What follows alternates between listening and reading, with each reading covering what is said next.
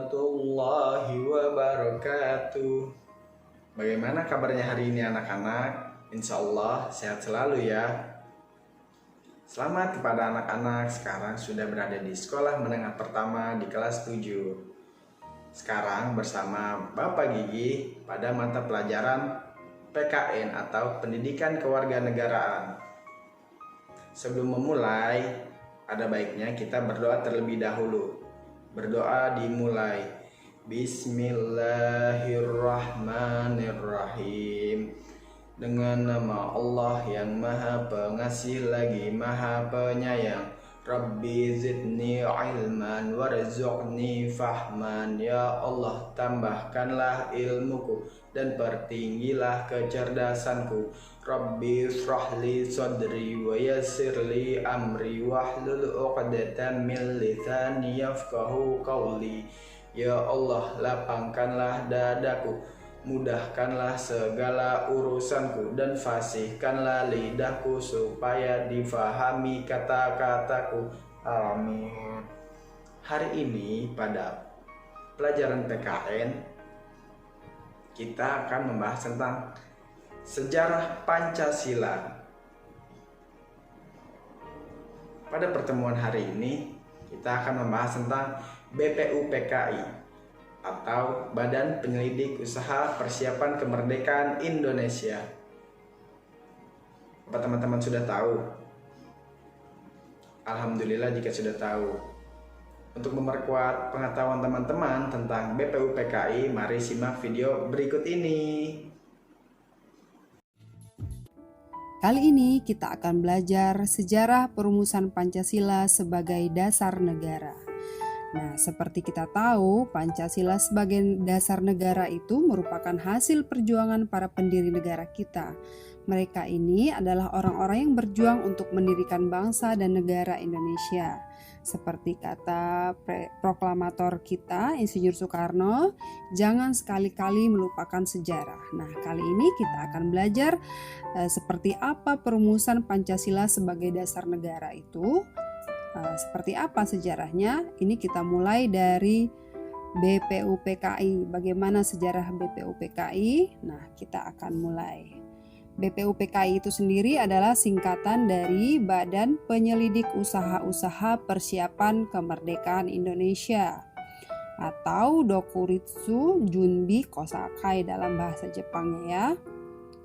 Nah, ini dia tokoh-tokohnya. Ketuanya ada Rajiman Weddiodiningrat, kemudian wakilnya ada Raden Panji Suroso, dan wakil ketua dari pihak orang Jepangnya ada Ichiban Seiyoshiu ya.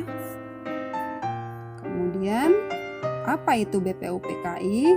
Nah, BPUPKI itu adalah Badan Penyelidik Usaha-Usaha Persiapan Kemerdekaan.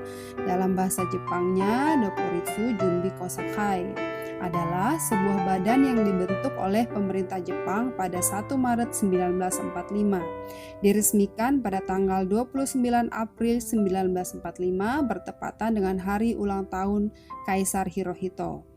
Badan ini dibentuk sebagai upaya mendapatkan dukungan dari bangsa Indonesia dengan menjanjikan bahwa Jepang akan membantu proses kemerdekaan Indonesia. BPUPKI beranggotakan 67 orang yang diketuai oleh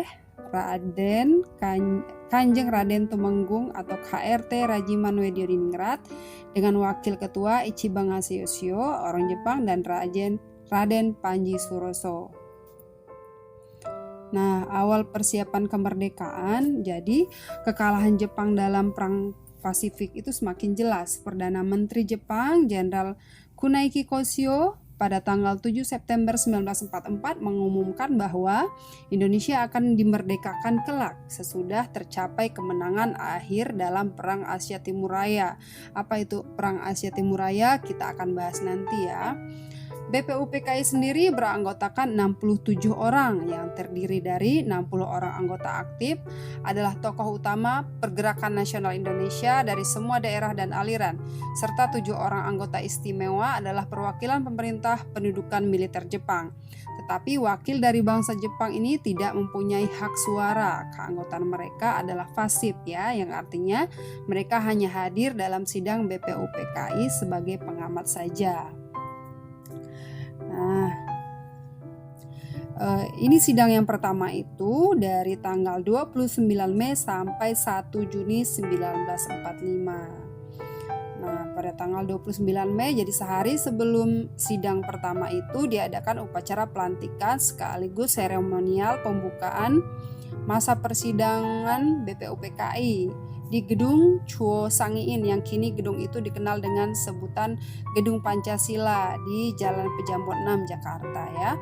Tujuan sidang pertama ini apa saja? Yaitu untuk membahas bentuk negara Indonesia. Ingat ya, membahas bentuk negara Indonesia, filsafat negara Indonesia merdeka, serta merumuskan dasar negara Indonesia. Oke, sebelumnya agenda sidang diawali dengan membahas pandangan mengenai bentuk negara Indonesia, yakni disepakati berbentuk Negara Kesatuan Republik Indonesia. Kemudian agenda sidang dilanjutkan dengan merumuskan Konstitusi Negara Kesatuan Republik Indonesia. Konstitusi itu UUD kita ya. Hal ini BPUPKI harus merumuskan dasar negara Republik Indonesia terlebih dahulu yang akan menjiwai isi dari Undang-Undang Dasar Negara Kesatuan Republik Indonesia itu sendiri, sebab UUD adalah merupakan konstitusi negara kesatuan RI. Nah, ini ada beberapa orang yang memberikan gagasannya tentang dasar negara. Ada Mr. Profesor Muhammad Yamin.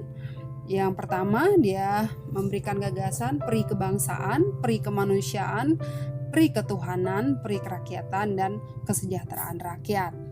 Kemudian gagasan kedua datang dari Mr. Dr. Supomo.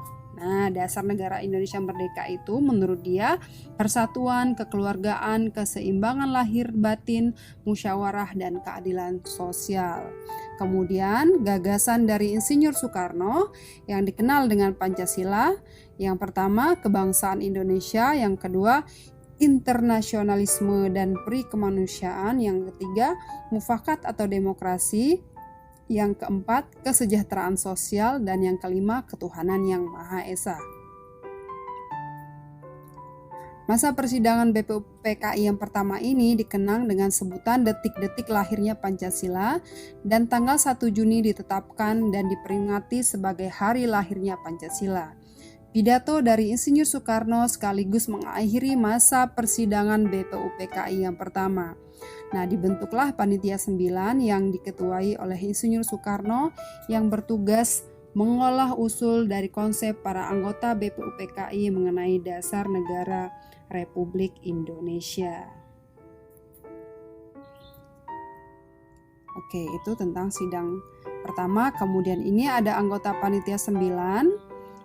Ada Insinyur Soekarno, Muhammad Hatta, A. Maramis, Abdul Kahar Muzakir, Abi Kusno, Cokro Suroso, Haji Agus Salim, Mr. Ahmad Subarjo, Mr. Muhammad Yamin, dan Kiai Haji Wahid Hashim. Oke, nah ini sidang yang kedua, tanggal 10 sampai 17 Juli 1945.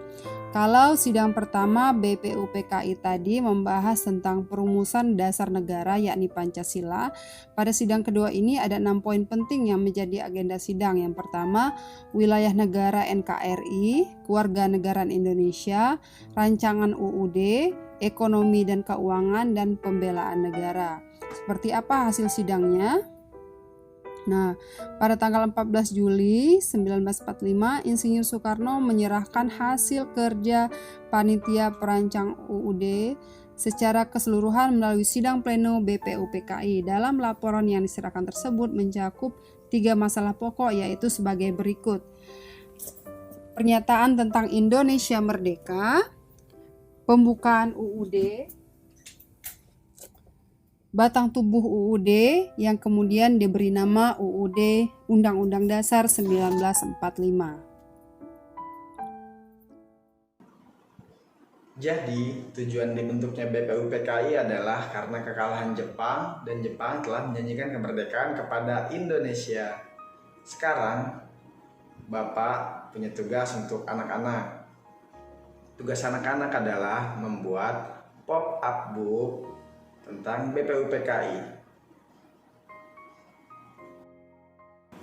Tetap semangat walaupun anak-anak belajar dari rumah. Mari sama-sama kita tutup pertemuan kita pada hari ini dengan mengucap hamdalah. Alhamdulillahirabbil alamin. Segala puji bagi Allah Rabb semesta alam. Akhir kata, wassalamualaikum warahmatullahi wabarakatuh.